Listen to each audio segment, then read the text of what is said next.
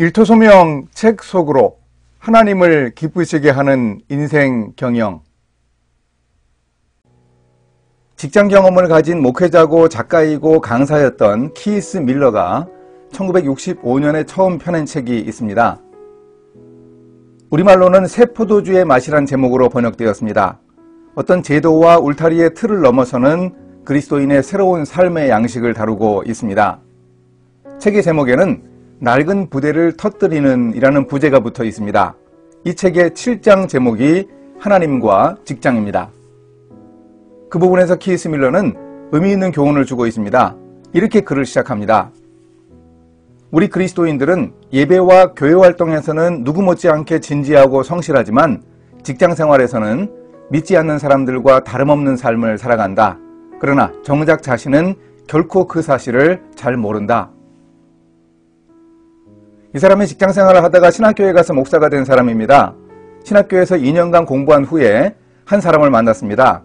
전에 근무한 정유회사에서 같이 근무했던 직원이었습니다. 그런데 그 사람은 이렇게 말하더랍니다. 세상에 키스, 자네가 크리스천이었다니 믿기지 않는걸? 놀라는 표정을 짓는 옛 직장 동료를 보면서 키스 밀러는 크리스천인 자신의 이중성에 대해서 회개했습니다. 자동차를 운전해 사무실에 출근을 했는데 언제나 예수님을 주차장에 내버려 두었던 것 아닌가 생각하며 소스라치게 놀랐다는 겁니다. 자신의 직장 생활을 돌아보니까 살아계신 하나님을 일터의 동료들에게 소개하고 드러내 보이는 일을 잘하지 못했습니다. 쉽지 않더랍니다. 왜 아니겠습니까?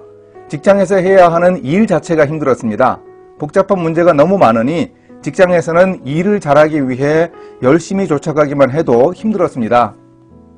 그래서 하나님이 나를 이 사무실의 특파원으로 파송하신 것이라는 생각은 미처 하지 못했다고 합니다.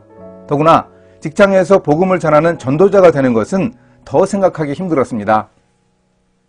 그러다가 급성장하고 있는 다른 회사로 자리를 옮겼습니다. 그런데 가만히 보니까 그 회사의 경영진 가운데는 독실한 크리스천이 있었습니다. 그런데 그 상사도 역시 자기와 비슷한 문제로 고민하더랍니다. 나름대로 그 회사에서는 몇몇 사람들과 샌드위치를 먹으며 소그룹 모임도 했습니다. 일터와 세상과 하나님에 대해서 토론도 하고 함께 의견을 나누는 기회도 가졌습니다. 회사를 위한 기도회도 하자고 제안했더니 12명이나 모여서 스스로 놀라기도 했습니다. 하지만 일터에서 그리스도인으로 살아가는 것, 바람직한 인생 경영에 대한 문제로 늘 씨름해야 했습니다. 키스는 그리스도를 자기의 직장에서 주님으로 모시는 일이 쉽지 않음을 깨달았습니다. 그럼 어떻게 하면 됩니까? 진지한 자세로 일하면서 믿지 않는 동료들보다 더욱 열심히 일하는 것입니다. 그래서 더 나은 성과를 일궈내야 합니다. 결국 일터에서 오래도록 지속되는 그리스도인의 향기는 신앙 고백이나 전도하는 일을 해야만 드러낼 수 있는 것은 아니라고 키스 밀러는 깨달았습니다. 그런 일이 있긴 있었습니다. 회사를 위한 기도 모임을 하자고 해서 모였는데 한 사람이 출근하면서 겪은 교통사고를 보고는 인생의 전환점을 맞이하고 결단한 일이 있었습니다. 그런 감동적인 회심을 보면서 진정한 기쁨이 있었다고 합니다. 하지만 전도하기를 가장 중요한 일로 삼는 것보다 더 중요한 것이 있음을 알았습니다. 날이면 날마다 동료들을 대하는 일상의 태도가 중요하다는 깨달음을 얻었습니다.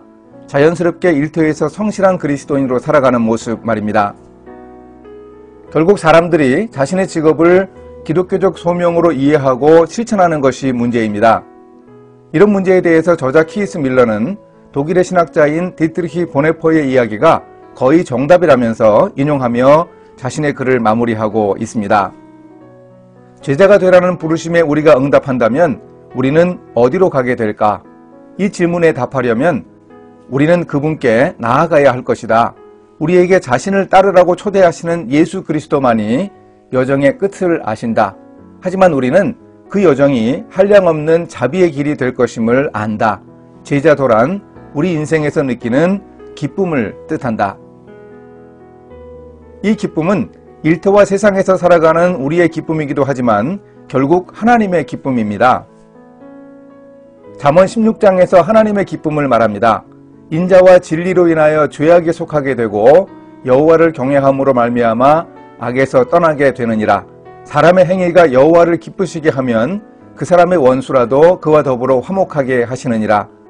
적은 소득이 공의를 겸하면 많은 소득이 불의를 겸한 것보다 나으니라. 악에서 떠난 행위, 구체적으로 불의를 겸한 많은 소득이 아니라 공의를 겸한 적은 소득을 하나님이 기뻐하십니다. 우리가 왜 일하는지, 어떻게 일해야 하는지 알려주십니다. 이렇게 우리가 하나님을 기쁘시게 하면 우리의 원수라도 화목하게 된다고 잠언 기자는 강조합니다. 우리도 하나님을 기쁘시게 하는 인생 경영의 법칙을 배우고 실천하기 위해 노력해야 하겠습니다.